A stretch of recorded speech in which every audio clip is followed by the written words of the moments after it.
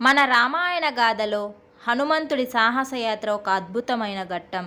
లంకలో అడుగుపెట్టిన ఆంజనేయుడు సీతాదేవిని వెతుకుతూ రావణుడి రాజప్రాసాదంలోకి ప్రవేశించిన సమయం ఇది.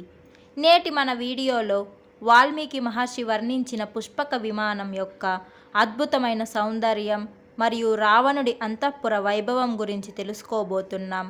హనుమంతుడి కళ్ళతో లంకా నగరాన్ని, ఆ రాజ వైభవాన్ని మనం కూడా ఈ వీడియో ద్వారా వీక్షిద్దాం. ఇక ఆలస్యం చేయకుండా విషయంలోకి వెళ్దాం. వీరుడగు హనుమంతుడట్లా భవనం నడుమ పెద్ద విమానమును చూచెను. అది మనులతో వజ్రములతో చిత్రింపబడి ఉండెను. దాని గవాక్షములు మేలిమి బంగారంతో నిర్మించబడి ఉండెను. ఆ విమాన సౌందర్యం ఎట్టిదని తెలుపడానికి అలవి కాదు. అట్టిది వేరొకటి నిర్మించుటకు సాధ్యము కాదు. విశ్వకర్మ స్వయముగా దానిని రూపొందించి దాని నిర్మాణమును ప్రశంసించెను. అది భూమికి సన్నిహితమగు వాయుమార్గమైన అంతరిక్షమును ఉన్నదై సూర్యుని గమన మార్గమును సూచించుచు ప్రకాశించుచుండెను. ఆ విమానమున ప్రయత్నపూర్వకంగా నిర్మింపబడని భాగమే లేదు. అమూల్య రత్నములు పొదగబడని ప్రదేశమే లేదు. అందలి విశిష్టత దేవభవనములందనూ కానరాదు. అందు రచనా విశేషము కొరవడిన చోటు లేనే లేదు.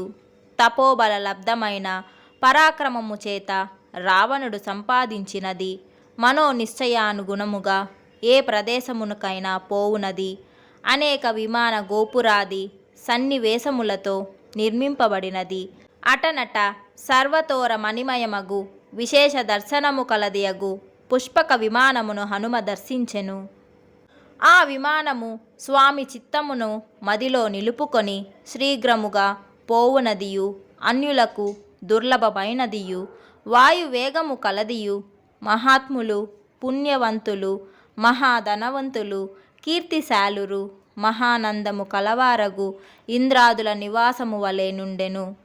విశిష్టమగు రత్నాది సమూహములచే దివ్యమగు సంస్థాన విశేషము కలదై అనేక శిఖరములు, విచిత్రములగు అవాంతర శిఖరములు కలదై మనోహరమై శరత్కాల చంద్రుని వలె నిర్మలమై విచిత్రములగు శిఖరములతో కూడిన పర్వత శిఖరము వలె నున్న విమానమును హనుమ చూచెను. కుండలములతో శోభిల్లు ముఖములు గలవారు, బహుభోజనలు, ఆకాశచారులు, గుండ్రనై నొక్కబడిన వెడద కన్నులు గలవారు, వేగవంతలగు వేలాది రాక్షసులు భూతములు మోయుచున్నట్లు విచిత్రతమైన విమానమును హనుమ చూచెను. ఇట్లు వానర వీరులలో శ్రేష్ఠుడగు హనుమంతుడు వసంతకాలపు పుష్ప సమూహము వలె సుందరమై కనిపించినది వసంత మాసము కంటెను మనోహర దర్శనము కలది శ్రేష్టమైనది అగు పుష్పక విమానమును చూచెను. అట్లు వాయుపుత్రుడగు హనుమంతుడు రావణుని నివాసమగు మహాభవనము నడుమ విలాసమగు ఉత్తమ భవనమును చూచెను. రాక్షసరాజగు రావణుని ఆ భవనము అరయామడ వెడల్పు, ఆమడ పొడవు గలదై అనేకములగు మేడలు కలిగి ఉండెను. శత్రువులను నాశము చేయవాడగు హనుమంతుడు విశాల నేత్రియగు సీతాదేవిని వెతుకుచు చుట్టుపక్కలున్న రావణుని సోదరులు, కుమారులు, మంత్రులగు మున్నగు వారి భవనములందెల్లా తిరిగెను. శ్రీమంతుడగు హనుమంతుడు రాక్షసుల శ్రేష్టములగు నివాసముల ఎల్ల చూచుచు ఆ నివాసములకు నెలవైన రావణుని భవనము చేరెను. విస్తృతమైన ఆ భవనము చుట్టూను 4 దంతములు, 3 దంతములు గల ఏనుగులు ఉండెను. ఆయుధములు దాల్చి రాక్షసులు దానిని కాపాడుచుండిరి. ఆ భవనమందు రావణుని రాక్షస జాతి భార్యలు, పరాక్రమించి అతడు చెరపట్టి తెచ్చిన రాజకన్యలు ఉండిరి. ఇట్లా ఆయుధ పానులగు పురుషులు, స్త్రీలతో కూడి ఆ ప్రాసాదము మొసళ్ళు, పెనుమీలచే వ్యాప్తమై తిమింగలములు, చేపలచే కలచివేయబడి వాయువేగముచే కల్లోలితమై పాములతో కూడినట్టి సముద్రము వలె నుండెను. కుబేరునికిని, పచ్చని గుర్రములు గల దేవేంద్రునికిని ఏ సంపద ఉన్నదో ఆ సంపద అంతయు నిత్య మేడ తెగక రావణుని ఆ గృహమందుండెను. యక్షరాజకు కుబేరునికి, యమునుకు, వరుణనుకు ఎట్టి సమృద్ధి కలదో అట్టిది గాని లేదా అంతకంటే ఎక్కువ గాని సమృద్ధి రావణుని సోదరులు, పుత్రులగు మున్నగు రాక్షసుల ఇండ్లలో ఉండెను. విలాసమగు ఆ రావణుని మహాభవనము నడుమ అనేక మదపు టేనుగులతో కూడి చక్కగా నిర్మింపబడిన పుష్పక విమానమును హనుమంతుడు మరలా చూచెను. శ్రేష్టము సర్వరత్న విభీషితమగు ఆ పుష్పకమను విమానమును స్వర్గమున విశ్వకర్మ బ్రహ్మకై నిర్మించెను. కుబేరుడు తీవ్రతపమునర్చి దానిని బ్రహ్మ నుండి సంపాదించెను. కుబేరుని తన పరాక్రమముచే జయించి రావణుడు దానిని చేజెక్కించుకొనెను. ఆ పుష్పకము బంగారము వెండితో నిర్మింపబడి తోడేళ్ల చిత్రములు గల సుందర స్తంభములతో కూడి మిక్కిలి శోభిల్లుచు మేరుమందర పర్వతముల వలె ఉన్నతమై నింగిని తాకుచున్నదో అనిపించుచు అంతటను సుందరములగు మేడలతో కూడి ఉండెను. అగ్నివలెను సూర్యుని వలెను శోభిల్లు ఆ భవనమును విశ్వకర్మ మిక్కిలి కౌశలముతో నిర్మించెను. అది బంగారు మెట్లు ఉత్తమ వేదికలతో శోభిల్లుచుండెను. దాని గోడలపై అలంకారార్థము స్వస్తికము సర్వతోభద్రము అగు మున్నగు ఆకారములతో చేయబడిన జాలములు అంటే కిటికీలను ఇంద్రనీల మహానీల మణిఖచిత వేదికలు ఉండెను.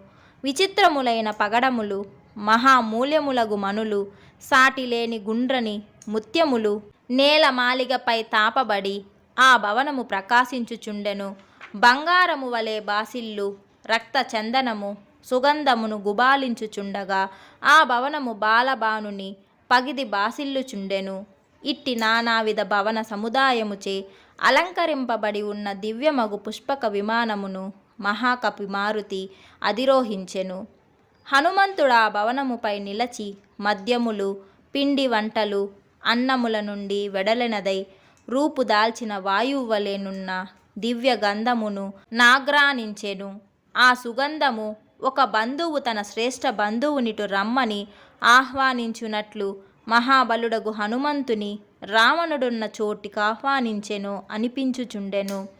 హనుమంతుడట్లు బయలుదేరి రావణుని హృదయమునకు ప్రీతిని గూర్చు శ్రేష్ఠ తరుణి వలె విలసిల్లుచున్న మంగళకరము విశాలమగు భవనమును చూచెను. అందలు మెట్లు మనులు పొదగబడి ఉండెను. కిటికీలు బంగారముతో చేయబడెను. నేల స్ఫటికమణి ఖచితమై ఉండెను. బొమ్మలు గజదంతముతో నిర్మింపబడి ఉండెను. మణిస్తంభములు ముత్యములు పగడములు వెండి బంగారముతో నిర్మింపబడెను. ఇట్లి సమములు వంకర లేనివి అలంకరింపబడినవి మిక్కిలి ఎత్తైనవగు అనేక స్తంభములతో ఉన్నతమైన ఆ భవనము రెక్కలతో ఆకాశమునకెగుర సమయ కట్టినది వలె ఉండెను. ఆ భవనము నదులు సముద్రములు కొండలు రాష్ట్రములు మున్నగు పృథ్వీ లక్షణములు చక్కగా అగుపడునట్లు చిత్రింపబడిన చిత్ర కంబలము పరచిన నేల కలదై రాష్ట్రములు గృహ సముదాయముతో కూడిన భూమి వలె విస్తరించి ఉండెను. రావణుని ఆ గృహమున పక్షులు మత్తిల్లి కిలకిల ధ్వనులొనర్చుచుండెను. దివ్యగంధము గుబాలించుచుండెను. వెలలేని తివాచీలు భూతలముపై పరచబడెను. ఆ భవనము స్వచ్ఛమై హంసవలే తెల్లదైనను అగరు ధూపముచే బూడిద రంగు కలదివలే నుండెను. వివిధ వర్ణములు గల పుష్పాలంకరములచే వశిష్ఠుని నందినీ దేనువు వలె కాంతివంతమై ఉండెను. ఆ గృహము చూపురుల మనస్సులకు ఆనందము కలిగించుచు వారి ముఖ వర్ణనను తన ప్రకాశముచే మరింతగా కాంతివంతము చేసి శోకము పోగొట్టుచు శ్రేష్టమై శ్రీ సంపదలకు పుట్టినిల్లు వలె నుండెను. రావణ రక్షితమగు ఆ భవనము అక్కడికి పోయిన వారికి పంచేంద్రియములకు వలయ హృదయములకు విషయములను సమకూర్చి తల్లి వలె వారిని తృప్తిపరిచెను. ఇది స్వర్గమా లేక ముఖ్యులగు 33 దేవతలకు ఆవాసమగు దేవలోకమా లేక ఇంద్రుని అమరావతియా లేక బ్రహ్మస్థానమా అని హనుమంతుడు ఆ భవనము వైభవను కచ్చెరవందెను. హనుమంతుడచట బంగారు దీప పాత్రలలో నిశ్చలముగా వెలుగు దీపములను చూచెను. అవి కుశలరగు జూదగాండ్రుచే జూదమున ఓడి ఏమియు తోచక నిశ్రేష్ఠులైన జూదరల వలె నుండెను. దీపముల కాంతి రావణుని తేజము ఆభరణముల ప్రకాశములు అంతటను వ్యాపించగా ఈ శాల తగలబడుచున్నదా ఏమి అని హనుమంతుడు తలంచెను. అంతట హనుమంతుడు వివిధ వర్ణములు గల వస్త్రములు మాలలు దాల్చిన నానా వేషములతో అలంకరించుకొని కంబలముపై కూర్చుండి ఉన్న శ్రేష్ఠ వనితలను 1000 మందిని చూచెను. అర్ధరాత్రి వరకు వివిధ క్రీడలతో పొద్దుపుచ్చి అలసి ఉండుట చేతను మద్యము తాగుట చేతను వారందరూ గాఢ నిద్రలో మునిగి ఉండిరి. గాఢ నిద్ర పరవశలైన రాక్షసాంగులున్న ఆ భవనము కదలికలు లేకుండుటచే ఆభరణముల సవ్వడి లేక శబ్దము చేయని హంసలు తుమ్మెదలతో కూడిన పెద్ద తామర కొలను వలె నుండెను. వారు కన్నులు పలువరస కానరకుండా పెదవులు మూసుకొని ఉండిరి. ఉత్తమ జాతికి చెందిన ఆ స్త్రీల యొక్క ముఖములు పద్మగంధము కలిగి ఉండెను. తుమ్మెదలు ఈ ముఖ పద్మములను గాంచి వికసించిన పద్మములని భ్రమించి మకరందము ఆశతో వీనిపై మాటి మాటికి తప్పక వ్రాలగలవు అని హనుమంతుడు సయుక్తముగా తలంచెను. సౌందర్య సౌగంధ్యాది గుణములచే వారి ముఖములు పద్మములకు సాటి అని తలంచెను. రావణుని భవనమా స్త్రీలతో విరాజిల్లుతూ నక్షత్రములతో శోభిల్లు శరత్కాలపు నిర్మలాకాశము వలె ప్రకాశించెను. ఆ వనితలతో కూడిన రాక్షసారజగు రావణుడు నక్షత్రములతో పరివేష్టితుడైన శ్రీమంతుడగు చంద్రుని వలె బాసిల్లెను. ఈ వనితలందరూ తామనుభవింపగా మిగిలిన పుణ్యముచే ఆకాశము నుండి భూమిపై పడి ఈ రూపముతో ఇచట కలిసి ఉన్నారని హనుమంతుడు తలంచెను. అచట ఆ యువతల కాంతి వర్ణము ప్రసన్నతను ఈ మూడును సుందరమగు కాంతిగల శ్రేష్టములగు నక్షత్రముల కాంతి వర్ణము నిర్మలత వలె నుండెను. మధుపానమునకు పిమ్మట రతికేలియందు తాము ధరించిన పెద్ద పెద్ద పుష్పమాలలు స్థానము తప్పి ఆభరణములు చెదిరి ఉండగా ఆ ఎంగనమట్లే ఒడలు మరచి నిద్రింపసాగిరి. వారిలో కొందరు ధరించిన తిలకములు తొలగి ఉండెను. కొందరి అందెలు స్థానము తప్పెను. కొందరి హారములు పక్కలకు జారెను. కొందరు ధరించిన ముత్యాల హారము తెగి ముత్యములు వారి చుట్టూను వ్యాపించెను. కొందరు ధరించిన వస్త్రములు జారెను. కొందరి మొలతాళ్ళు వదులొకటచే మార్గాయాసము తొలుగుటకు కట్లు వదులు చేయగా నేలపై పొరలు ఆడు గుర్రముల వలె ప్రకాశించుచుండిరి. కొందరు చక్కని కుండములు ధరించి ఉండిరి. వారు దాల్చిన మాలలు దారము తెగి నలిగి ఉండెను. వారా మాలలతో మహారణ్యమున గజశ్రేష్టము తొక్కివేసిన పూతీగల వలె ఉండిరి. కొందరు స్త్రీలు స్తనముల నడుమ దాల్చిన పెద్ద పెద్ద ముత్యాల మాలలు చంద్రకిరణముల వలె తెల్లని కాంతి గలవై నిదురించిన హంసల వలె నుండెను. కొందరు స్తన మధ్య ప్రదేశమున దాల్చిన పగడములు కదంబ పక్షుల వలెను. మరికొందరు ధరించిన స్వర్ణహారములు చక్రవాక పక్షుల వలెను చూపెట్టెను. విలాసమగు పిరుదులు గల ఆ స్త్రీలు నిద్రావస్థలో మునిగి హంసలు కారాండవములు చక్రవాకములతో కూడిన ఇసుక తిన్నెలు గల నదుల వలె ప్రకాశించుచుండెరి. ఆ స్త్రీలు గజ్జెలే మొగ్గలు బంగారు ఆభరణములే వికసించిన పద్మములు శృంగార చేష్టలే మొసళ్ళు యశస్సునకు కారణమైన తను కాంతియే తీరముగా గల నదుల వలె ప్రకాశించుచుండిరి. కొందరు నిద్రించుటకై అలంకారములు తీసివైచినను మృదువైన వారి అంగములపై శుభములగు ఆభరణముల ముద్రలు చెరగక ఆభరణముల వలెనే ప్రకాశించినవి. వారు ముఖముపై కప్పుకొనిన సూక్ష్మములగు వస్త్రముల కొనలు వారి నిశ్వాస వాయువులచే కదల్పబడినవై మాటి మాటికి ముఖముపై పడుచుండెను. ఆ రావణ భార్యల నిశ్వాస వాయువు కారణముగా వివిధ వర్ణములచే కాంతిమంతులగు వారు ధరించిన సుందర వస్త్రముల కొనలు కదులుచు కంఠ ప్రదేశమున జెండాల వలె ప్రకాశించినవి. మిక్కిలి కాంతిగల కొందరు స్త్రీలు ధరించిన చెవిపోగులు తోటివారి నిట్టూర్పు గాలికి మెల్లగా కదులుచుండెను. సహజముగానే సుగంధి అయి చక్కెరతో చేసిన మద్యము త్రాగుటచే నింకను సువాసితమైన ఆ స్త్రీల ముఖ నిశ్వాసమప్పుడు రావణుని సేవించెను. కొందరు రావణుని భార్యలు సవతుల ముఖములను రావణుని ముఖమే అని భ్రమపడి మాటిమాటికి ఆగ్రానించిరి. రావణుని యందు మిక్కిలి మక్కువగల ఆ సుందరాంగునలను రాగాంధులై తమ ముఖమును రావణుని ముఖమని భ్రమించి యాగ్రానించుచు తమ సవతులపై కోపింపక వారికి ప్రియమే చేకూర్చిరి. కొందరు స్త్రీలు కడియములు తొడిగిన తమ భుజములను సుందరములగు సూక్ష్మ వస్త్రములను తలగడగా చేసుకొని అచట శయనించిరి. వారిలో నొకటే వేరొకతే యువరముపై తల ఉంచి పరుండగా మరికొందరు ఆమె భుజములపై తలలు ఉంచి నిద్రించిరి. మరి ఒకటి వేరొక స్త్రీ తొడపై తల ఉంచి నిద్రింపగా ఆమె భుజములపై తల ఉంచి వేరొకటి నిద్రించెను. మద్యపానము వలన కలిగిన మదము స్నేహములచే పరవశలైన ఆ స్త్రీలు ఒండరుల తొడలు, పక్కలు, నడుమ వీపులపై తలలుంచి ఒండరులపై తమ కాళ్ళు చేతులు వైచి నిద్రించిరి.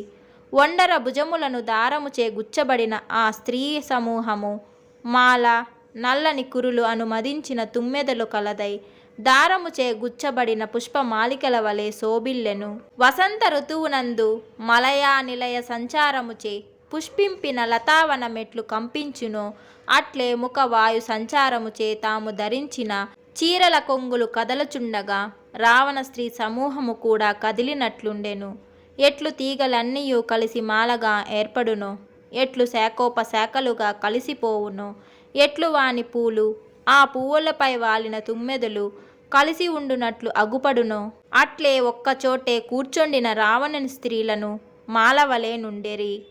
వారి భుజములు పరస్పరము పెను వైచుకొనబడి ఉండెను. అట్లే వారి జడలలో ధరించిన పూలు వానిపై వాలిన తుమ్మెదలను కలిసి ఉండునట్లు ఉండెను. ఆ సమయమున ఆ రాక్షసాంగనలట్లు పెనవైచుకొని ఉండుటచే ఉచిత స్థానములందే ధరించిన వైనను వాని ఆభరణములు అవయముల నాచాదించుతూ వస్త్రములు, పుష్పమాలికలు ఇవి వారివని నిశ్చితముగా చెప్పుటకు వీలు కాకుండెను. రావణుడు సుఖముగా నిద్రించుచుండగా బంగారు దీప పాత్రలలో వెలుగుచుండు దీపములు నిశ్చములై వివిధ కాంతలు గల ఆ రాక్షస కాంతలను రెప్పపాటు లేక చూచునట్లు నుండెను. రాజర్షుల స్త్రీలు, పితరుల వనితలు, దైత్యాంగనలు, గంధర్వ కాంతలు, రాక్షస కన్యలు అందరును రావణుని కామించి అతనికి వశపడిరి. రావణుడు యుద్ధ ప్రియుడగుటచే తాను కన్యలను కొని వచ్చుచోవారి బంధువర్గము వారు తనపై యుద్ధమునకు వత్తురను ఆలోచనతో వారిని తెచ్చనే కాని వారిని కామించి కాదు. మరియు మదవతులతనిని తామే వలచి వచ్చిరి. కేవలము సీతాదేవి తప్ప ఆ వనితలలో ఎవ్వరును బలత్కారముగా రావణుడు తెచ్చిన వారు లేరు. వారి అంగీకారముతోనే రావణుడు వారిని తెచ్చెను. అందు వేరొకనిని తలచిన వనిత కాని పూర్వమే ప్రియుడు కల వనిత గాని లేరు. వారిలో ఉత్తమ వంశమున పుట్టినది గాని విరూపము కలది కాని నేర్పు లేనిది కాని రావణుని సేవింపనిది గాని బలహీనురాలు కాని పతియగు రావణునకు ప్రీతిపాత్రులు కానిది గాని అగు భార్య ఒక్కతీయు లేదు. హనుమంతుడు శత్రువులకు హితము కోరువాడగుటచే ఈ రావణుడెల్లప్పుడూ తన కాంతుల నెడబాయుకున్నాడో అట్లే సీతయు రాముడును ఎడబాయుకుండునట్లు ఆమెను రావణుడు రామున కర్పించుచో రాముని సంపద అవిచ్ఛిన్నమై ఉండును కదా అని తలంచెను. అనంతరము సీతాదేవి పాతివ్రత్య గుణ విశిష్టురాలు గొప్ప కులమున పుట్టియు ఈ రావణుడు సీతాపహరణమును నీచ కార్యమున కొడగట్టినాడు. ఎంత కష్టము అనతలచి సీతాదేవి దృఢవ్రతము కాన ఆమె పాతివ్రత్యమును కెట్టి భంగమును కలుగదు కనుక రావణుడు ఆమెను తెచ్చి దుష్కష్టమే చేయుచున్నాడని మిక్కిలు దుఃఖించెను. ఇట్లు వాల్మీకి మహర్షి రచించిన శ్రీమద్ రామాయణమున సుందర కాండమున 9వ సర్గము.